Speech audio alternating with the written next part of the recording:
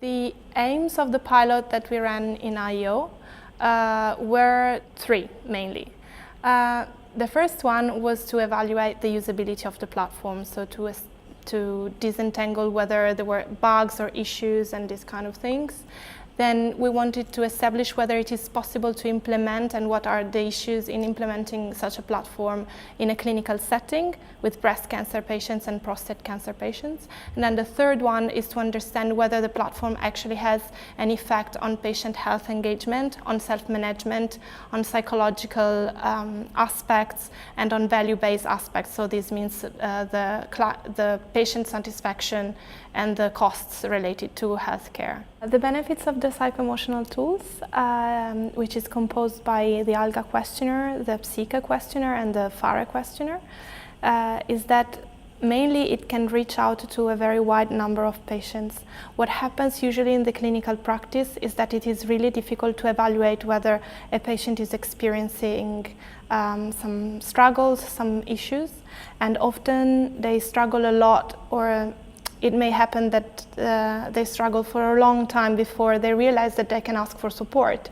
So the benefit of these tools is that they can reach out in very early phases patients and provide them a reference to understand that it is possible to monitor their psycho-emotional health status and to do something about this. An important aspect of our tools is that we are not only considering the patients but also the caregivers and the families. And these are very important resources in the pathway to adjustment for a patient. So using and developing a tool that allows to assess the processes that are going on in the family, the strengths, the areas that are depleting energies, can help the patient in the end to adjust better and to have a better self-management and to feel empowered more. The benefits of the decision aid is that it provides an information tool to prostate cancer patients. Now there are no clear guidelines for many prostate cancers, so this means that the decisions about the therapies have to be taken during the clinical consultation.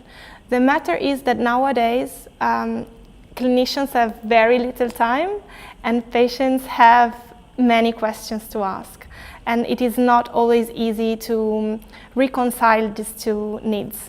So the decision aid comes in this phase to support both. So it provides patients with clear information. It helps them to understand what are their values, what are their priorities, to arrive with more information, more prepared.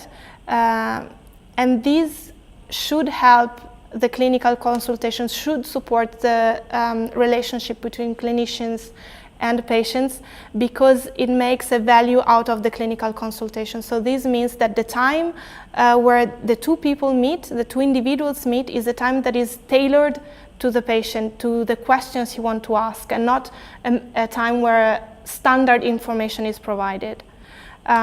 Also, another important matter is that by processing the information in a moment where the patient is not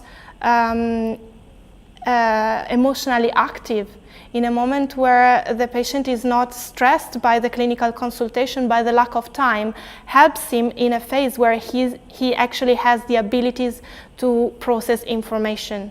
So he can come and consult and take decisions with a more clear mind.